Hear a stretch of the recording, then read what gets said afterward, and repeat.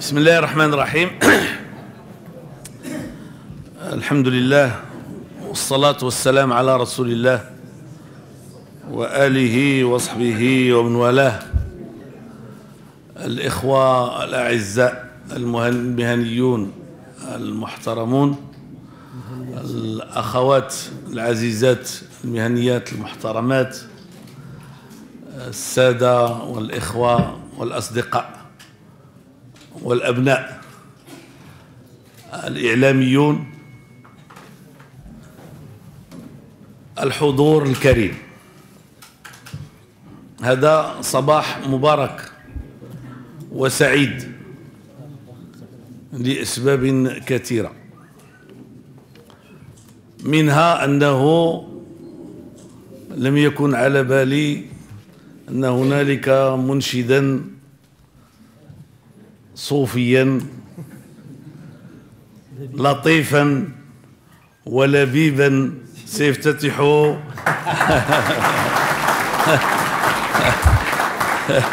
هذه راه فكرة ديال العفريت ديال الزيدي. سيفتتح هذه الجلسة بعد الافتتاح الأول، والحقيقة أن هذا سرني كثيرا، فتعرفون عمق تأثير الثقافة الصوفية فينا جميعا كمغاربة. وكذلك سعيد لأن مجموعة من التلاميذ الذين يعني كانوا هنا طلب مسؤولوهم أن آخذ معهم صورة، وسرني ذلك غاية السرور، وأنا من الناس الذين يتفاءلون بالأمور الحسنة. وبطبيعة الحال أن هذا اللقاء هو حدث سعيد لأنه جاء مباشرة بعد الانتصار الحاسم الذي كللت به البارحة مساعي الأغلبية في استرجاع مقعد رئيس مجلس النواب.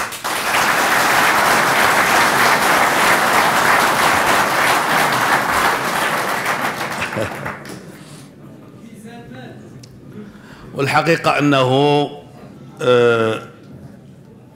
لا يمكن أن نتحدث عن المهنيين ومع المهنيين ونتجاهل هذا الحدث أو لا نعطيه الحجم الذي يلائمه. ذلك معشر الإخوة الكرام والأخوات الكريمات أن الإصلاح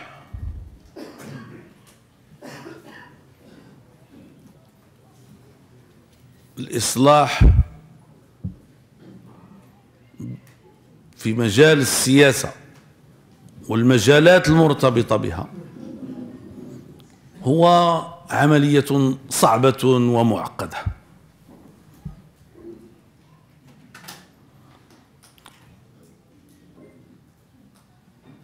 وبالنسبة لحزبنا الذي يتشرف اليوم بفضل الله بترأس الحكومة بعد مخاض طويل تعرفون تفاصيله، منذ كنا مجموعة صغيرة تخاف أن يتخطفها الناس، إلى أن أصبحنا والحمد لله في الحجم الذي يعرفه اليوم الجميع. ومع ذلك فالعمل السياسي والإصلاح في المجال السياسي إلى اليوم ليس مسألة سهلة، هي مسألة معقدة وتحتاج إلى رصيد كبير في مجالات مختلفة لكي تستمر، لأنه نحن حتى وإن كان يعني لا يمكن لأحد أن يلغي ذاته ويدعي أنه لا يبالي بالمناصب، ويدعي أنه لا يبالي بالامتيازات، وهذا غير مطلوب. لكن عملية الإصلاح بالنسبة إلينا هي عملية فيها أولويات مرتبة بالطريقة الصحيحة. هنالك هاجس أساسي وأصلي، هو أنه نحن جئنا وقمنا للإصلاح، ويخالط هذا الهاجس الأساسي والأصلي المواقع والمنافع والوجاهات والامتيازات، والخطر كل الخطر هو أن تتحول الأولوية من الهدف الأصلي الذي قام الإنسان من أجله. وليتذكر أول يوم كنا صغارا متشبعين بعقائدنا بمبادئنا بمثلنا، يوم كنا مثاليين، لكي يتذكر الأسس التي قام عليها هذا الأمر كله، والذي آتى بفضل الله سبحانه وتعالى هذه الثمار الطيبة لدولتنا لمجتمعنا، ثم بعد ذلك للشرائح المتعاملة أكثر معنا ولحزبنا. الخطر كل الخطر هو أن تنقلب المعادلة وتصبح المصالح والمواقع والامتيازات والوجاهات والبروز في التلفزيون وغيرها تصبح هي الأصل، ويصبح الإصلاح شيئا ملحقا. وهنالك أخطر من هذا بطبيعة الحال، وهو أن تزول فكرة الإصلاح أو تصبح هامشية أو تصبح بضاعة يعني ديماغوجية تلاك بالألسن للاستهلاك، استهلاك الإعلامي للناس، في حين أن القلوب سوداء، وأن النفوس نفوس حيوانات مفترسة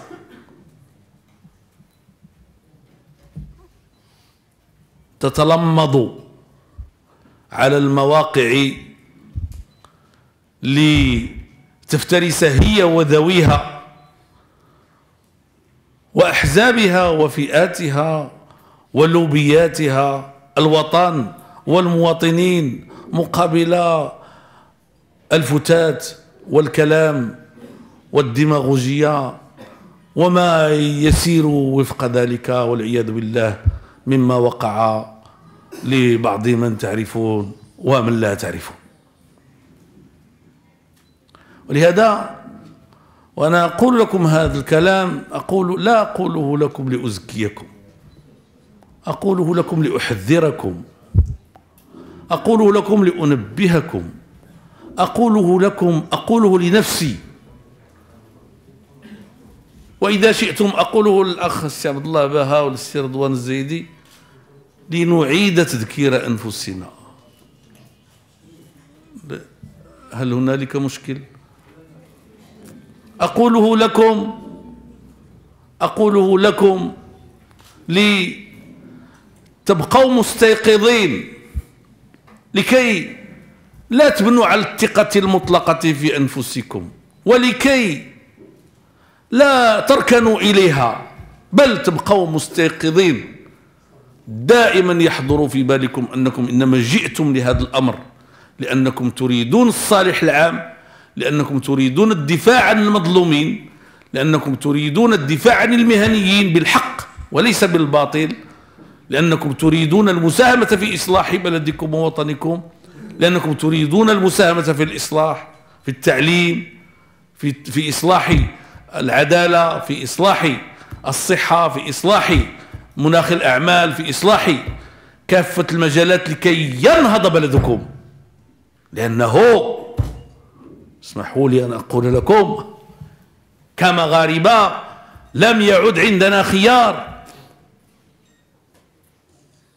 اللعب والتلاعب والهمزة والأساليب المعوجة والغش والرشوة والكذب والنميمة والمحسوبية والزبونية والمنطق العائلي، كل هذا ليس فقط أنه لا يحبه لا الله ولا رسوله ولا المؤمنون، ولكن لم يعد ممكنا. هنالك دول أخرى يا إخوتي نهضت وتسير في اتجاه يعني الشفافية والنزاهة والمبادئ والأخلاق والقيم، وتحارب الرشوة والفساد، وأصبحت يعني تزاحم الكبار، تزاحم الولايات المتحدة وتزاحم أوروبا الغربية، فرنسا وألمانيا وبلجيكا، وتزاحم وروسيا، وأصبحت يعني يقام لها ويقعد. ولا يمكن في هذا الوقت أن نبقى نحن نائمين في العسل ومستسلمين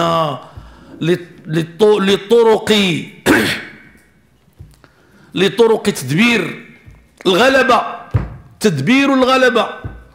نفسح المجال للأقوياء ونسكت الضعفاء والفقراء، ونوهم أنفسنا بأن عندنا نصيبا من الديمقراطية ومن العدالة، وتتتالى علينا الأيام وتتتابع الخسائر وتتتابع الهزائم، ونحن يعني نلوم بعد ذلك بعضنا ثم نرمي ما قلناه ونرجع إلى ما كنا فيه، وفي كل مرة نتراجع إلى الوراء. لم يعد ممكنا.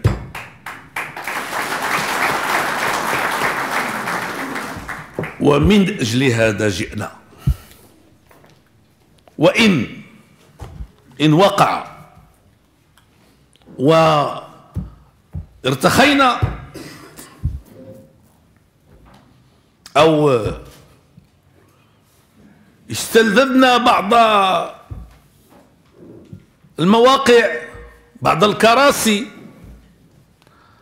بعض المنافع، بعض الوجهات، فيجب أن تكون عندنا عوامل النقد الذاتي الداخلية القوية لإعادة تحريك منسوب مرجعيتنا، أحسن مرجعية في الكون، الإسلام الذي يأمر بالعدل، يأمر بالإنصاف، يأمر بالعمل، يأمر بالتفكر، يأمر بالحق، يأمر بالإحسان، يأمر بالرفق، يأمر بالإصلاح. وإن لم نفعل، وإن لم تفعلوا، فتأكدوا أنها لا قدر الله سوف تكون نهايتكم.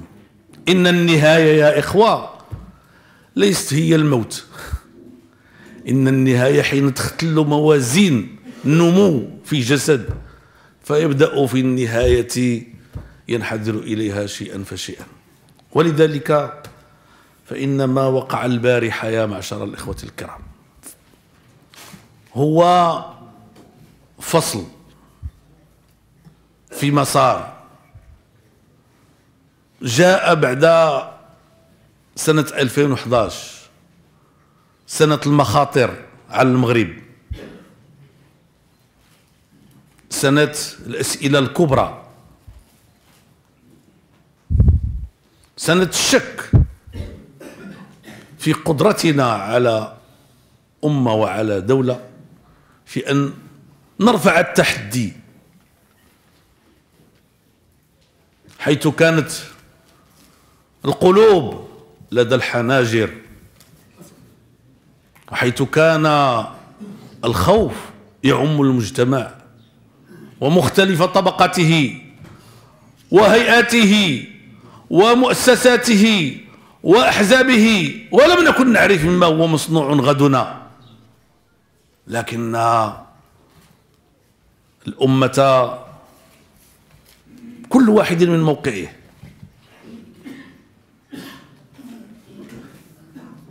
ولنقولها بصراحة وبصدق، وبقيادة جلالة الملك محمد السادس استطاعت أن تتفاعل بما تقتضيه اللحظات التاريخية،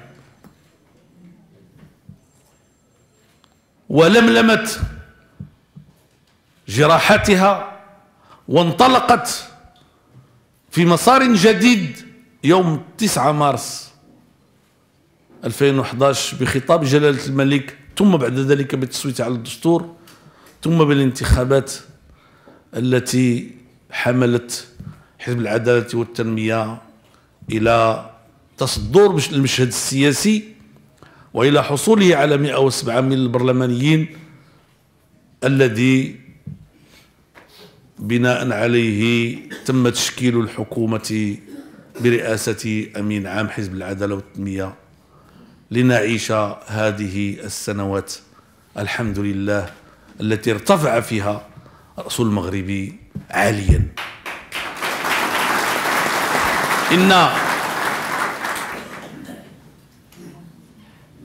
إن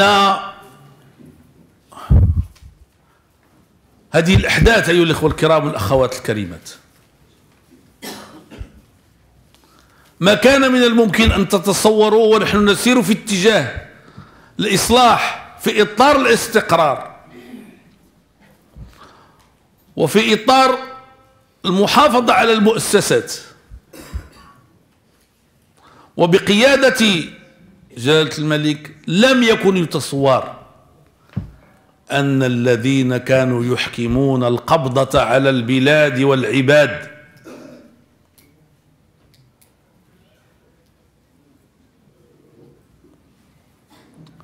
وتمتد أيديهم إلى ما يجوز لهم وإلى ما لا يجوز، لم يكن يتصور أنهم سوف يرخون بهذه. إن المعركة مستمرة، إنهم لا يفهمون ما الذي وقع يا ترى، كيف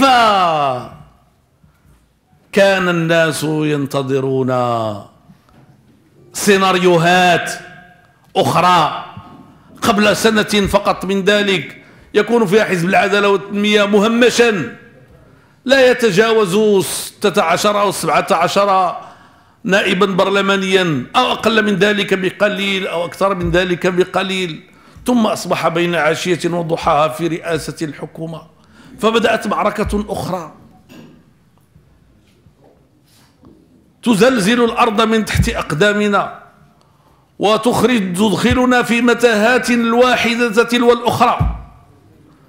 فلما عجزوا عن إرباك حكومة لم يكن أعضاؤها يرون لماذا سوف يربكون مسارها. ويمكن أن أقول لكم أنه خلال الحكومة الأولى إلى آخر يوم بقي معنا وزراؤها لم يحدث شيء يمكن أن يعتبر سوء تفاهم في الحكومة.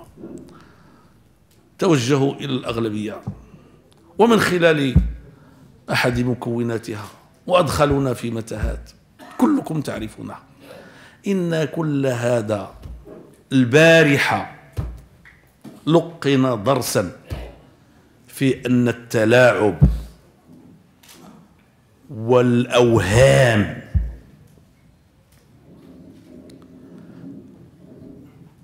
إن لم يكن من الممكن أن نقول لم يبق لها مكان في المغرب، فإننا نستطيع أن نجزم بأن مكانها يضيق تدريجيا، وأن الجدية والمعقولة والوفاء بالعهود والصدق والتعامل لصالح المجتمع والوفاء الحقيقي للمؤسسات هو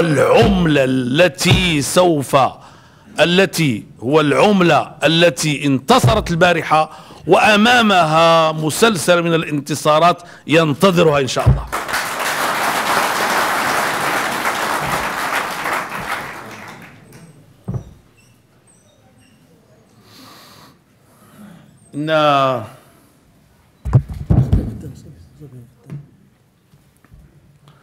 إن هؤلاء يا معشر الإخوة الكرام وهم يستعملون كافة الوسائل، وإن استطاعوا يستعملون كافة الهيئات اللوم ماشي عليهم هما، على اللي عطاهم راسو وعلى اللي قبل يشري منهم الأوهام.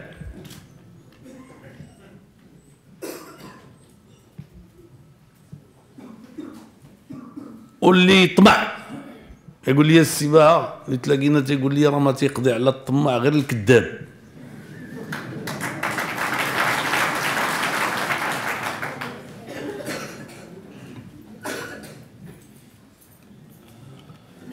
واللي طمعوا واللي كان من المفروض يخرجوا بطريقة مشرفة بعد أن كان أداؤهم على رئاسة المستوى ليس سيئا، نعترفوا.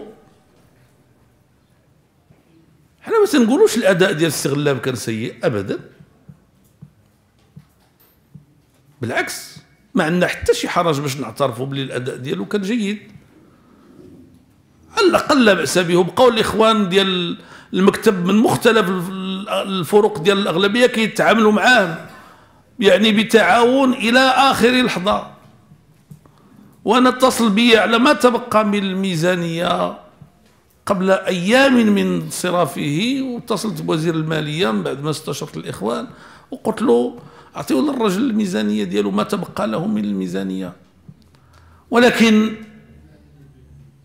بغيتي ترشح باسم الحزب ديالك معقول، لكن توهم لدرجة تبغي تقلب المعادلات الطبيعية اللي مبنية عليها الديمقراطية، ومن بعد ما دزتي النهار الأول بمنطق الأغلبية تجي تقول هذا ماشي ضروري يكون منطق، بأنه كيخص حفاظا على استقلال السلطات بعضها عن بعض وفصلها يكون رئاسة البرلمان في الأغلبية، وتعول على ناس اللي قلتي باللي كتصور أنهم من الأغلبية غيصوتوا لك، بمعنى أنهم غادي يخونوا التوجيهات ديال الأحزاب ديالهم. هذا ماشي عمل مشرف، وهذه ماشي طريقة، وهذا ماشي معقول. وتنتحداك السي غلاب، مع انك تعرف المودة اللي بيني وبينك، انك تجي امام المغاربة وتقول لهم لو كان كنا حنا في الأغلبية غنقولوا هذا الكلام، اتحداك. ولهذا بغيت نقول لك ما عرفتش واش باقي عندك شي مستقبل.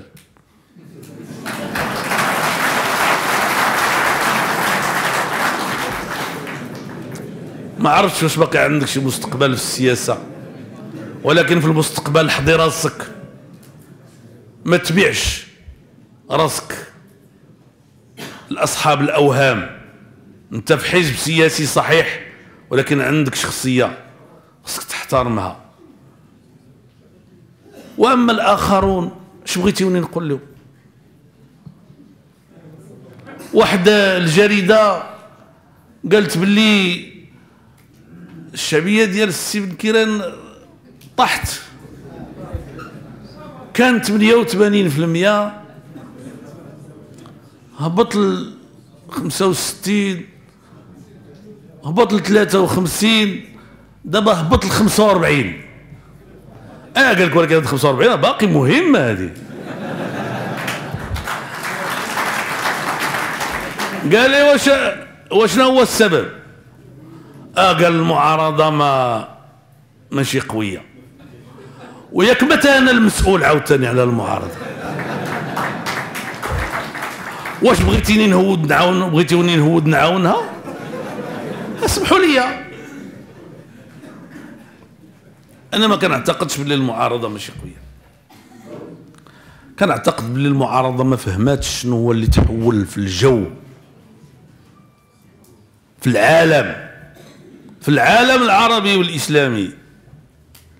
ما بقاش ممكن دير بالشعوب اللي بغيتي، ما بقاش ممكن.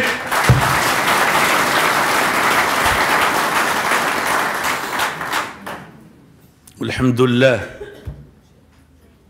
ان هاد البلاد هما ليها عاقلين وتيميزوا. والبارح كنعتقد ان عدد كبير من المواطنين شعروا بالارتياح من بعد ما خرجت النتائج معقولة طبيعية. ما معنى أن تخسر الأغلبية؟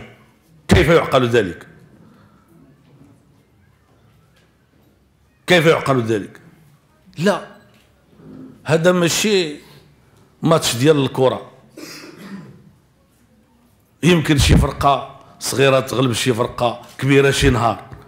هذه السياسة والناس كيتبعوا ولا كيشوفوا الأمور معقولة، كيعرفوا باللي كاين نصيب من المعقول، ولا كيشوفوا شي دخل بشي والأغلبية غلبات، الأغلبية غلباتها الأقلية، غلباتها المعارضة اللي هي أقلية. بحال اللي وقع إلا باقيين كتذكروا في الجهة ديال تزال حسيمة تونات ملي مرشح جاب 15 والاخر جاب 47 وبقاو كيشدوا الباب على المرشحين باش يصوتوا حتى النهار اللي غلبات 15 47. ما يمكنش، ما بقاش هادشي ممكن، ما بقاش هادشي ممكن. وديك الساعات انا ناصرت مالين 47 ولا انيش غندير لهم في الاخر. واليوم لا. وباغي نقول لكم، بغيت نصيفط واحد التحيه والشكر وتقدير للاخوان ديالنا في الاغلبيه، ماشي فقط لاننا انتصرنا البارح. التجمع الوطني للاحرار عندهم 54 جاوا 54.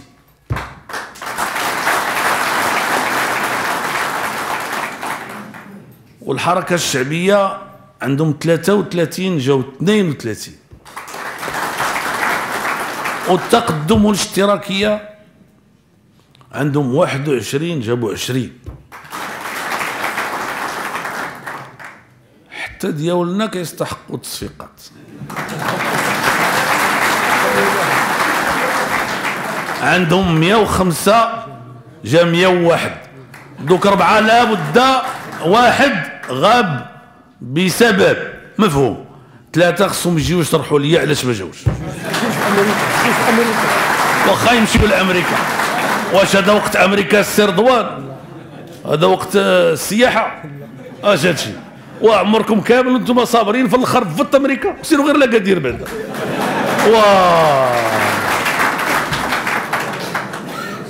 ولا تطوان، كاين شي احسن من تطوان صحيح. ودابا هادو كذا شي وحدين دابا قال لك شنو؟ قال لك انا مخاصم مع التطوانيين.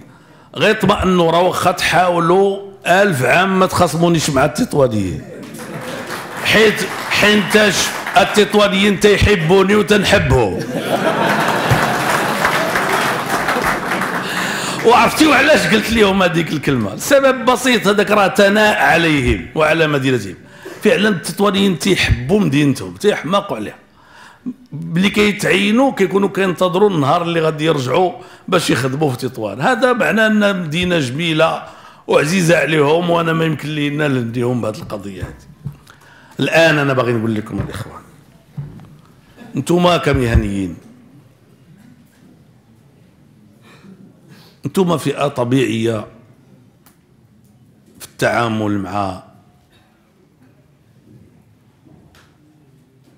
هذا الحزب ومع هذا الفضاء ديالكم.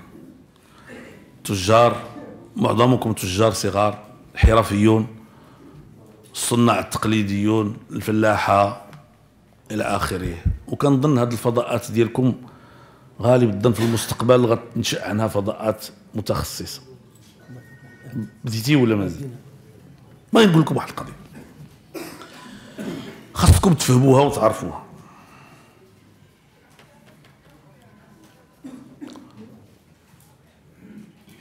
انتوما واحد الشريحه كيستافدوا منها السياسيين كثير، ولكن قلما يهتمون بها حقيقه.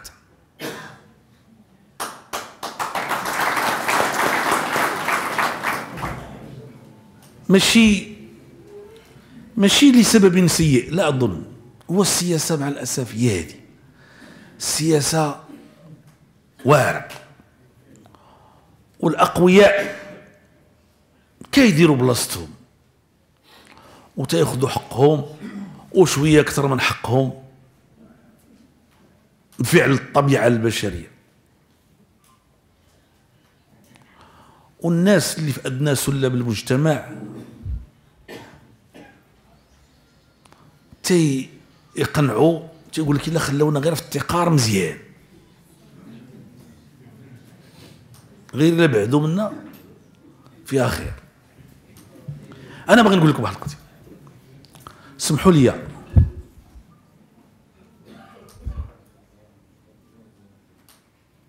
الدولة هي في جزء كبير منها الميزانية. الميزانية ملي كتجمعها الدولة المطلوب منها تعود تفرقها بطريقة اللي البلاد تنهض، تكون مستقرة، الحدود ديالها محفوظة، ولكن تنهض، ستنهض. هذه الميزانية الإخوان كل مرة كيفاش تتوزع، كاين أمور ثابتة ولكن كل مرة كيفاش كتوزع. ملي كتكون الإشكاليات أمنية تيكون الأمن ضروري ياخذ واحد الطرف كبير، وهذا ملي كتكون المنازعة السياسية تتكون الأجهزة اللي كتضبط الاستقرار والدوام ديال الدولة كتكون عندها الأولوية، وهذا دارينا 40 عام من حياتنا. ملي كتكون لا قدر الله الحروب، الدفاع هو اللي كيدي، كتكون عنده الأولوية. لكن الحمد لله اليوم احنا بلادنا آمنة مستقرة،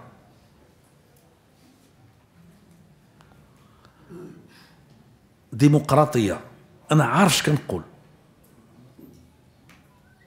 وكنعرف أنني كنتكلم تحت الرقابة ديال الله سبحانه وتعالى. طبعا ماشي الديمقراطية ديالنا هي الديمقراطية ديال سويسرا، سمحوا لي، أنا متفق معكم، عندنا ديمقراطيتنا تتطور.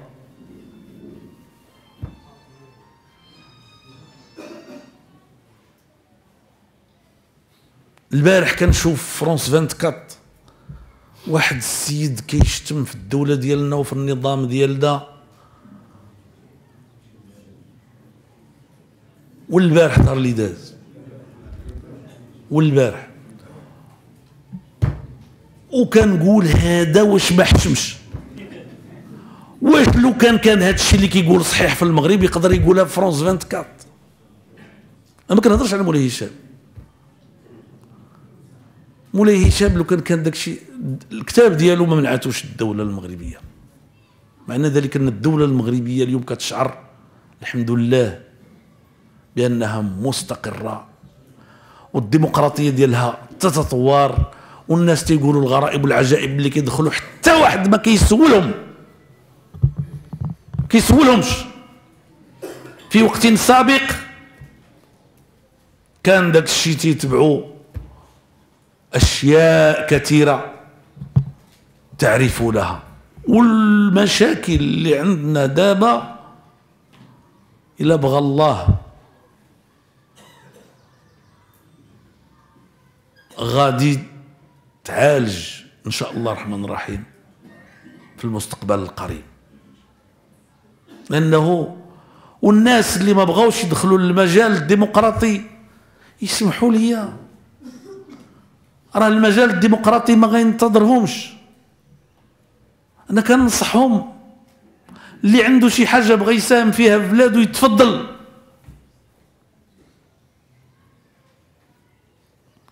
ما يبقاش يتسنى. راه لا يبقى كيتسنى، راه كاينه العنوسه السياسيه.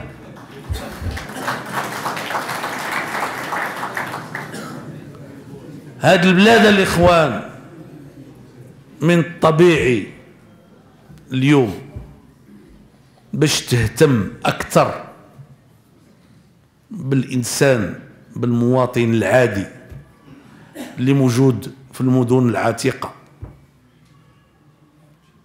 وموجود في الأحياء الشعبية من خلال الميزانية. حنا نقول لكم بصراحة ما بغيناش يبقى القطاع الغير المهيكل، بغينا كل شيء يدخل الهيكلة، كل شيء يخلص لا سي ان اس اس ديالو، كل شيء يخلص الضرائب ديالو، كل شيء يخدم في الإطار ديال القواعد ديال الصحة وديال النزاهة وديال الشفافية. ولكن بالمقابل واش غادي تجي لواحد الإنسان معقور وتزيد تعقرو؟ لا، عالجو بعدا يخرج هو من الهشاشة ويقدر ينتج شي حاجة جيدة وتحسن الحالة ديالو، وديك الساعات العيب عليه إلا ما بغاش يساهم مع بلادو. ولهذا أنا باغي نقول لكم النهار الأول ما كنتيوش بهذا العدد، النهار الأول كنتيو عدد قليل من الناس، وطبعا كتوصلكم الإشاعات بحال اللي كتوصل للناس أنه العدالة والتنمية ما عرفت شنو وعندكم تقربوا لهم وإلى آخره. وبعض رجال السلطة سامحهم الله ممن سبق كانوا كيديروا حملة على العدالة والتنمية إلى آخره، وخديتي احتياطاتكم معقول. اليوم بدات الأمور تتحسن، واني دائما نديروا في بالكم وقولوها للإخوان ديالكم الباقي المهنيين، حنا ما كنزكيوش نفوسنا، لكن العزيمة ديالنا هو خدمة المواطنين في إطار إعادة التوازن. الكبار والأغنياء الله يزيدهم، هذه الحكومة ما كتحسدهمش، بالعكس، وكنجتهدوا باش نسهلوا لهم المامورية، وخصكم تعرفوا هذا الشيء. والإجراءات اللي عملنا معاهم في هذه المرة هذه في الميزانية كثيرة وما زال. راه السيد وزير المالية غادي يحرر واحد الجزء كيتبقى من الضريبة من لا تيفيا عند الدولة كيتسمى البيتوار، كيبقى الا خلصتي التيفيا اكثر من داك الشيء اللي عليك كيخص الدولة ترد لك، ما تردوش، كيتسمى البيتوار، تسنى تستهلكو. غادي كل اللي عنده قل من 20 مليون ديال الدرهم الدولة غتخلص له. نقول الوزير المالية 30 مليون ديال الدرهم ما قدرش، غتخلص له الآن.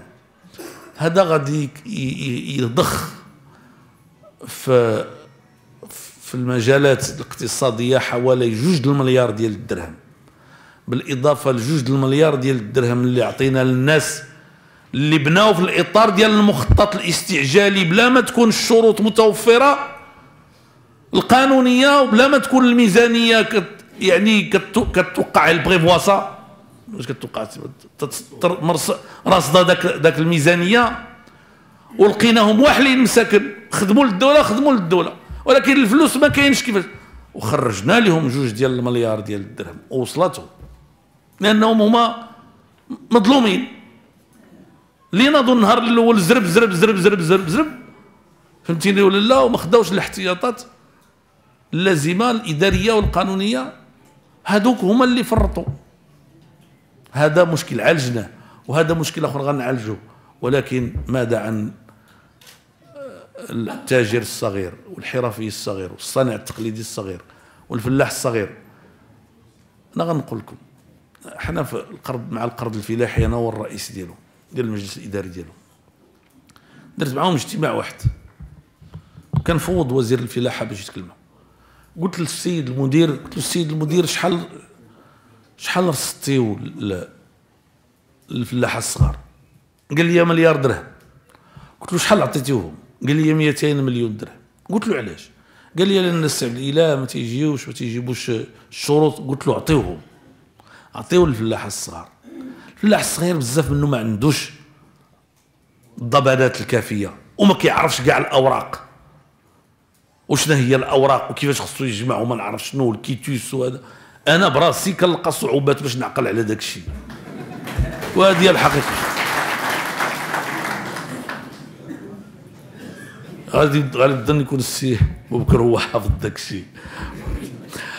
فاعطيو للفلاحه الصغار، اعطيوهم بالضمانات اقل ما يمكن ميسره، اعطيوهم باش يلقاو باش يخدموا، سهلوا عليهم وتيظهر باللي في هذه المرحله السابقه عملوا بهذا الشيء.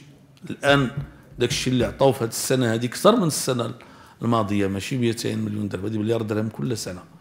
فانا باغي نقول لكم النفس الاجتماعي ديال الحكومه لا يحتاج الى، كاين اللي كيقول لك سعب الاله تراجع وما يتراجع، انا تنتراجع على حتى شي حاجه، ولكن سمحوا لي انا رجل سياسي، ملي كنوعد بشي حاجه كنوعد بها وانا صادق، ملي كنجي نصرفها راه كنلقى عراقيل، وملي كنلقى عراقيل كنبدا ندبر الامور.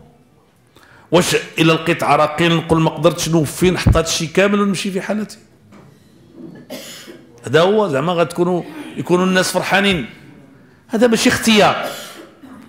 ما حد من الممكن نوصلوا في اطار اعاده التوازن في المجتمع، في اطار العداله الاجتماعيه، في اطار ان المواطن العادي اللي عنده بيسري ولا حانوت ديال العطريه الاوساط اللي كبرت انا فيها، ولا حانوت ديال الثوب، ولا ديال الخضره، ولا قزار، ولا فلاح صغير عنده واحد المساحه صغيره ولكن يمكن كيزرعها بالزرع، ولكن كتعطيه 10 حتى ل 15 القنطار.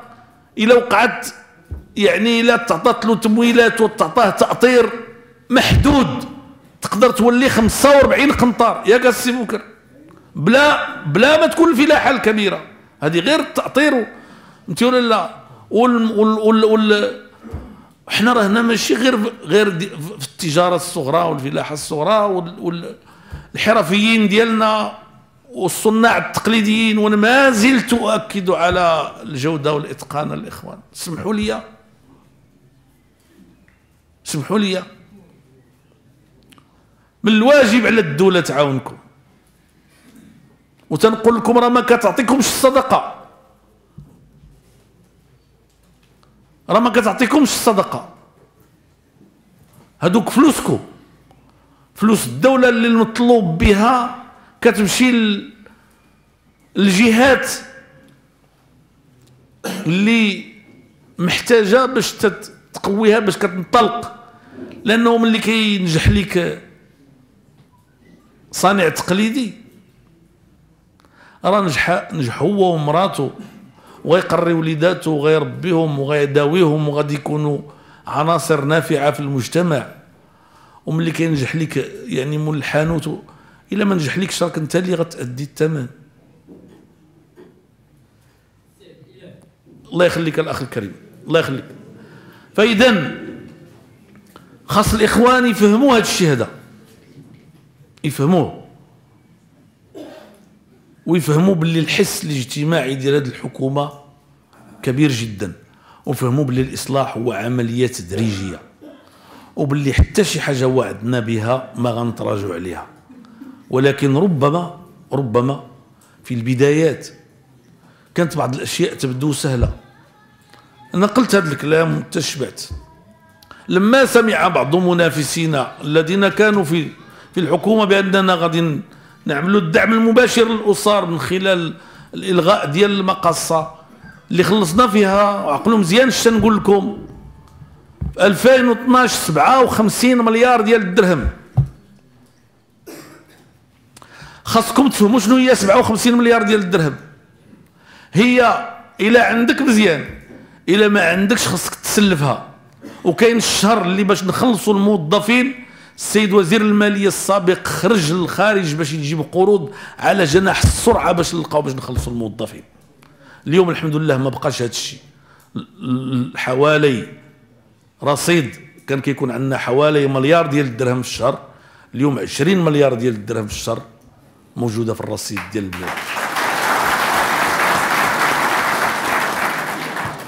والعام اللي من بعد خلال إجراءات قاسية. نعم نعم، سمحوا لي، أنا السياسة ديالي ماشي هي نجي ندير لكم خاطركم ونقول لكم راني نقصت لكم في المازوت ولا في ليسونس 4 ريال.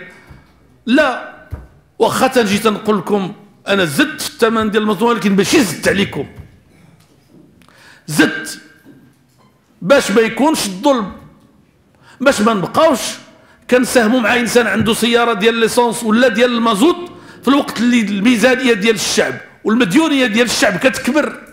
رجعت هذوك الاموال باش يتستعملوا في الوجه الصحيح، وهكذا قدرنا ننتقلوا من 57 مليار ديال الدرهم في 2012 ويجي شي واحد يكذبني ل 46 مليار ديال الدرهم في 2013، وهذا العام غنزلوا في 2014 ل 35 مليار ديال الدرهم، وحنا باقيين غاديين في هذا الاتجاه.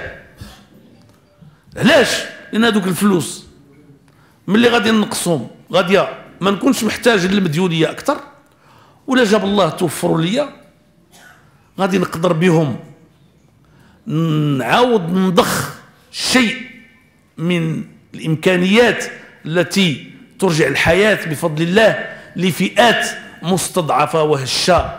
هي انتم وامثالكم ومن هم دونكم ايها الاخوه الكرام. قولوها للناس، قولوها للناس، قولوها للناس اللي كيسمعوا للدجالين رموز الفساد الذين نشروا الجريمة في مدينتهم، الذين نشروا الجريمة في مدينتهم من خلال إعادة الاعتبار لبعض المجرمين واستعمالهم في البلطجة في الحياة السياسية.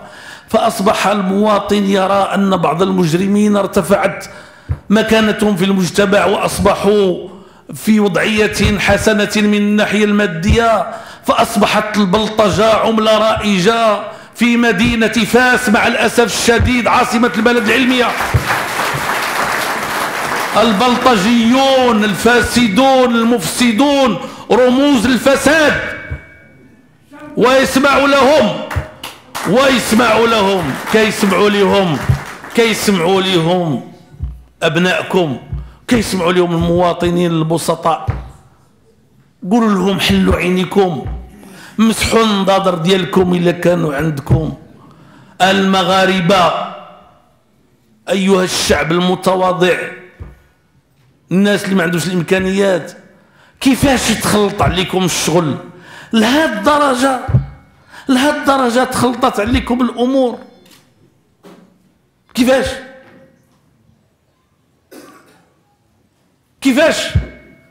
اللي ما دارش الخير مع ديالو غيديروا معكم؟ ممكن هذا الكلام؟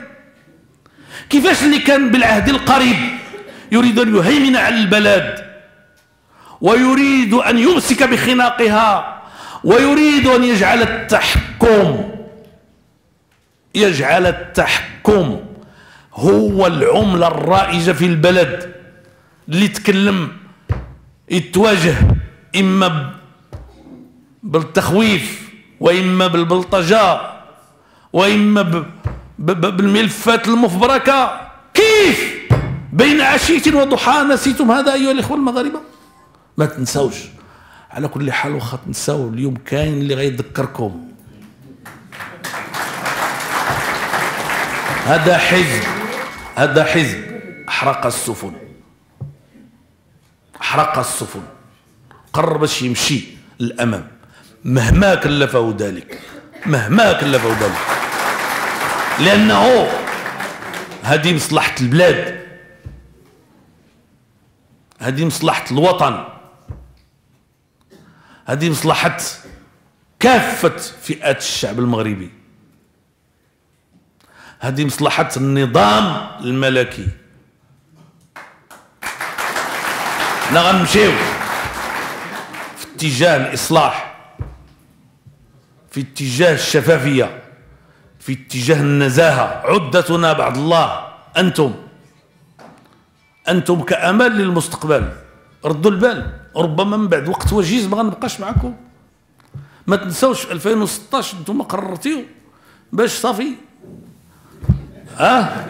هاوي نتوما اللي قررتيهم ماشي انا. بقاو عاقلين على هذا الشيء. باقي فيكم باقي المستقبل، راكم يلاه بديتيو، عندكم يسحب لكم ملي ولا فيكم رئيس حكومه قطعتيو الواد ونشفوا رجليكم. هذه غير البدايه.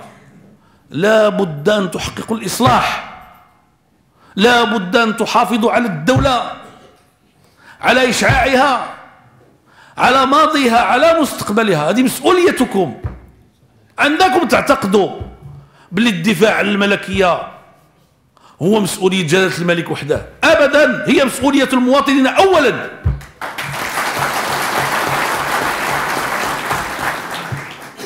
الوقوف في وجه الفاسدين والمستبدين الذين يبيعون الاوهام للناس والذين يوهمون انهم هم الذين يحفظون امن البلد واستقراره، الكذابون، من خلال ما تبقى في احزابهم التي اصبحت بائسه مع الاسف الشديد. هؤلاء اعتقد انهم افتضحوا وانهم سيزيدون افتضاحا. انا ابشركم ليس امامكم ان شاء الله الا انتصارات يتلو بعضها بعضا. اذا ليس امامكم الا، وشوفوا الحمد لله هذا المسار رغم الرجات اللي بصب شي واحد يكون كيجمع ذاك المقالات الصحفيه ويشوف، فهمتي ولا لا؟ هذا من نهار اللي وقبل ما نولي رئيس الحكومه، ملي بداو تيكتبوا عبد الاله بن كيران اخبار الخاسرين، فهمتي، ودابا راهما جالسين تيقولوا راه كيطيح 20% كل عام، وحسبوا العوامات، بقاو تحسبوا في العوامات، فهمتي ولا لا؟ وتسناو تكمل ديك 88%، غتكمل ان شاء الله وتعاود تطلع ان شاء الله الرحمن الرحيم. فهمتي؟ انا باغي نقول لكم ديروا في البال ديالكم ليس امامكم الا الانتصار، تلو الانتصار مع حلفائكم. ضعوا اليد في اليد، لينوا في ايدي اخوانكم، يعني تعاملوا معهم بالحسنى، صبروا في حقكم. انتم صبروا في حقكم، اللي ادى حقه كامل. الكريم ما استوفى كريم حقه، ما استوفى كريم حقه، ولكن البلاد غتنجح، الوطن غادي ينجح، الطبقات التي لم تأخذ حقها ستأخذ حقها، البلد سينهض، البلد سيتقدم. إذا تقدم البلد ستكون مطمئنا على نفسك وعلى أهلك وعلى زوجتك وعلى أولادك من بعدك، سيجدون بلدا متقدما، سيجدون فيه عملا، سيجدون فيه دراسة، سيجدون فيه صحة، سيمارسون فيه حرياتهم. هذا هو السبيل، والله من وراء القصد وهو يهدي السبيل. السلام عليكم.